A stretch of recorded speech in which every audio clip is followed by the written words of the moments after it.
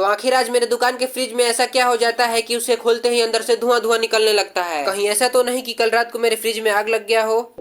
तो आज सुबह उठकर छत पर घूम ही रहा होता हूँ कि तभी मम्मी मेरे सामने ये नाश्ता रख जाती है। फिर क्या, तो इसको लपेटने के बाद मैं जैसे ही दुकान में आता हूँ और फ्रिज खोलता हूँ तो देखता हूँ कि फ्रिज के अंदर से बहुत सारा धुआं निकल रहा है। ऐसा इसलिए हुआ क्योंकि मैंने कल रात को गलती से फ्रिज को ऑन ही छोड़ दिया था। और आज दुकान में ये नया बिस्किट आया था जो कि चीज फ्लेवर में था और ये मात्र बस 5 रुपए का ही था। और फिर थोड़ी ही देर में स्कूल का छुट्टी होने वाला था, इसीलिए मैं बाहर जाके सारे कुरकुरों को देखने लगता हूँ कि सारे कुरकुरे है या नहीं है, क्योंकि वो कहते हैं ना, जो दिखता है वही बिकता है। तो स्कूल के बच्चों को सामान दे के बैठा ही था कि तभी मुझे कहीं से मछली की खुशबू आने लगती है।